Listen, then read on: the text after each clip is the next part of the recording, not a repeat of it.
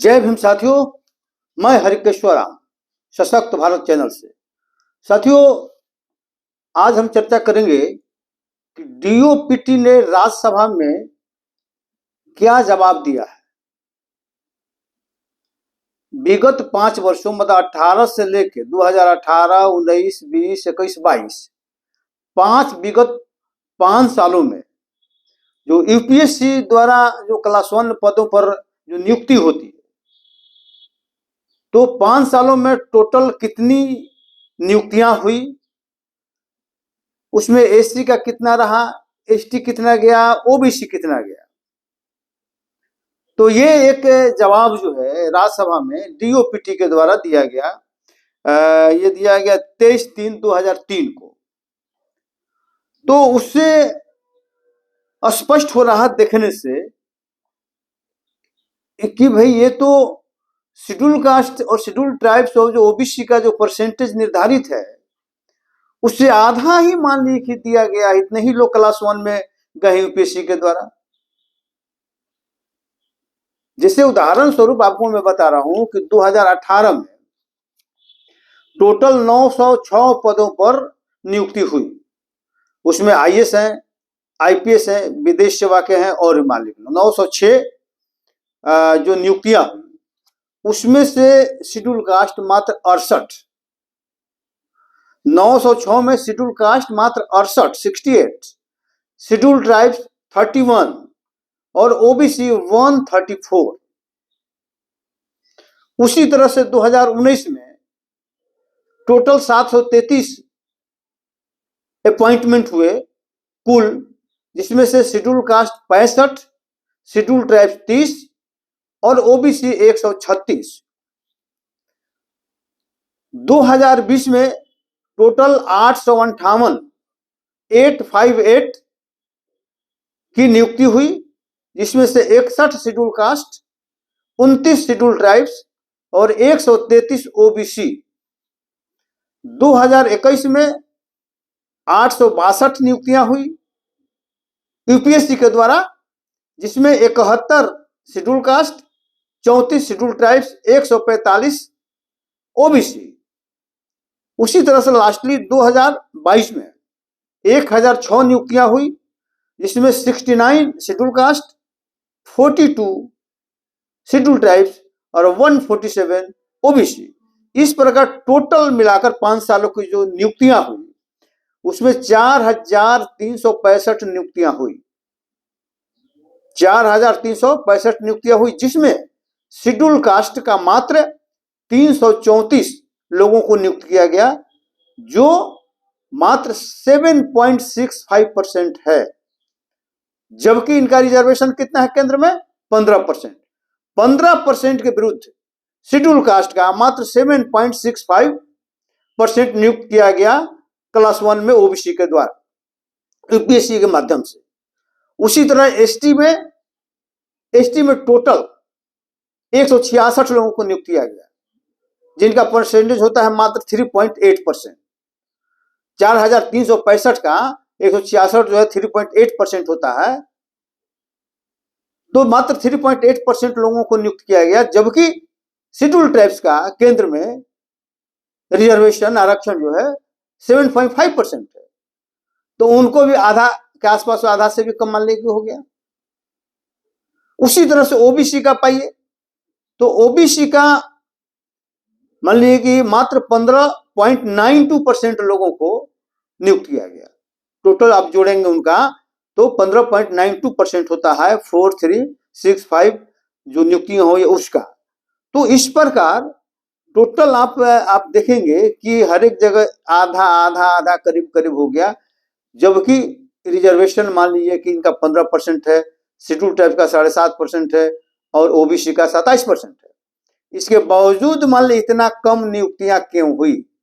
ऐसा नहीं, ये क्योंकि विशेषज्ञों की नियुक्ति थी, जिसके कारण विशेषज्ञ नहीं मिले।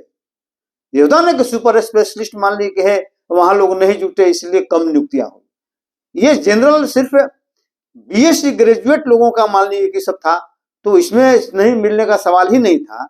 इसके बावजूद भी कम क्यों हुआ? ये सरकार को जवाब देना चाहिए। दूसरी बात, आप जानते हैं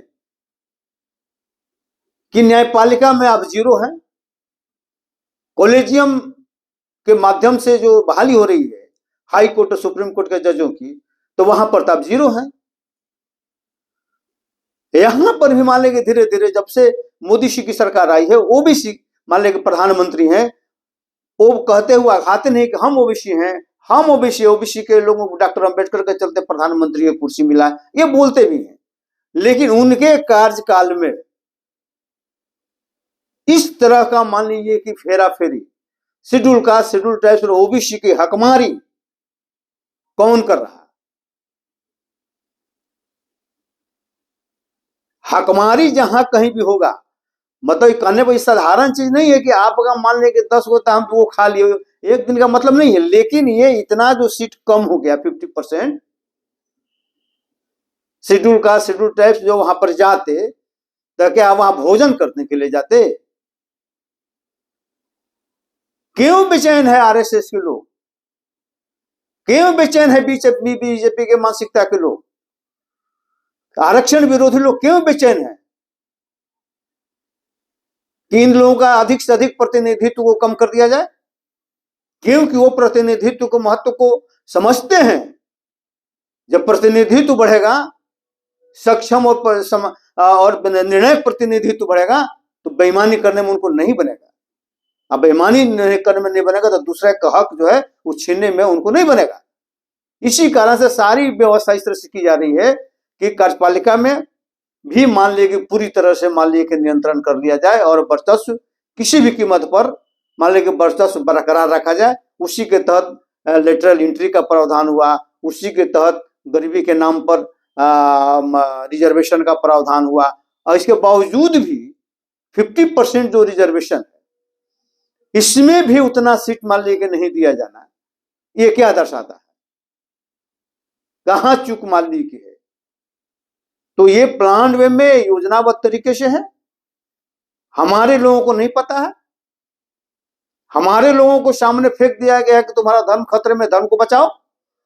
धर्म को बचाने के लिए लोगों को ललकार दिया गया है। हमारे लोग धर्म बचाने में बेचैन हो गए हैं और सारे जगहों पर वर्चस्व स्थापित करने में ये लोग लग गए हैं। जब आप धर्म बचाते ही रह जाएंगे, तब तक जो न्यायपालिका है वहां तो है ही, कार्यपालिका में भी हो जाएगा। और महिला आरक्षण का जो व्यवस्था है वहां भी जब उनका वर्चस्व हो जाएगा, तो आप कुत्ता के तरह मान लीजिए कि होंगे। कुत्ता का भाव भी आपको नहीं मिलेगा। जो बहुजन समाज है उनकी दुर्गति हो जाएगी, पहले वाला स्थिति में चले जाएंगे।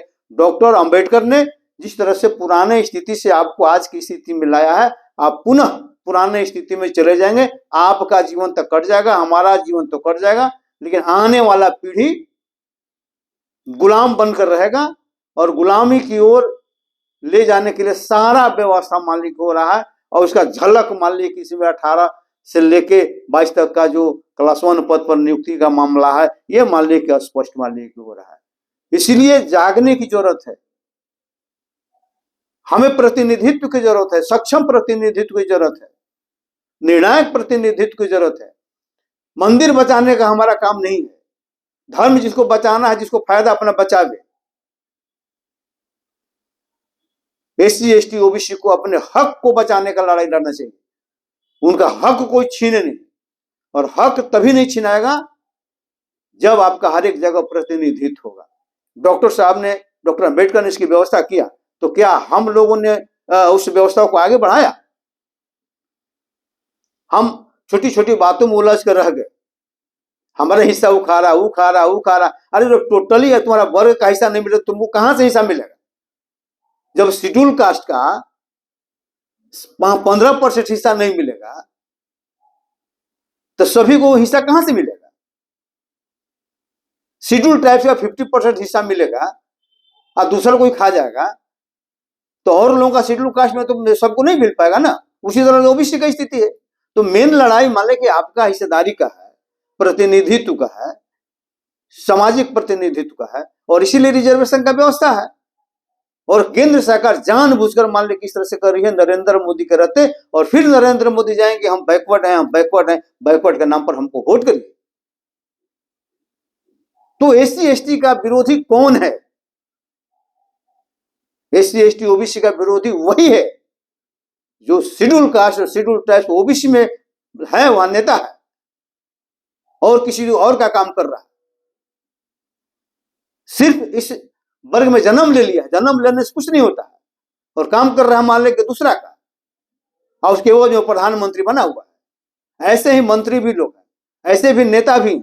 तो ऐसे नेताओं को जो इस चीज को लड़ाई नहीं लड़ते हैं, प्रतिनिधित्व की लड़ाई नहीं लड़ते हैं, सक्षम प्रतिनिधित्व नहीं करते हैं, वैसे लोगों को तरजीह नहीं दिया जाना चाहिए और ऐसे लोगों को बहिष्कृत करना चाहिए समाज से। हालांकि बहिष्कार सब बहुत खराब है, लेकिन उनको कम से कम एहसास दिलाना चाहिए कि समाज के लिए आप प्रतिनिधित्व नहीं कर रहे हैं, समाज के लिए आप लड़ नहीं रहे हैं, समाज को सही दिशा निर्देश नहीं दे रहे हैं, इसलिए आप हमारे प्रतिनिधि के तौर पर नहीं है, हम आपको अपना प्रतिनिधि नहीं मानते हैं।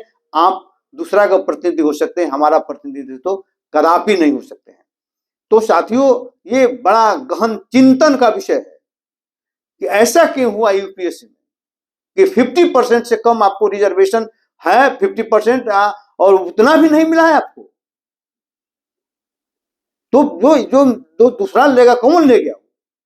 ले गया तो किस लिए ले गया? क्योंकि वहां पर आपका वर्चस्व स्थापित नहीं हो तो खैर वर्चस्व की बात छोड़ दीजिए, कम से कम 50% भी मान लीजिए एससी एसटी में तो बैलेंस पोजीशन रहता, तो बैलेंस पोजीशन को गड़बड़ाने के लिए, बैलेंसिंग जो था मालिक पोजीशन है उसको गड़बड़ाने के लिए, उसको ध्वस्त करने के लिए इस तरह का मालिक हरकत केंद्र सरकार कर रही है। तो इसलिए लोगों को सतर्क हो जाना चाहिए और वैसे लोगों को करारा जवाब चुनाव में देना चाहिए। जय भीम साथियों, जय भीम, जय भारत, जय संविधान।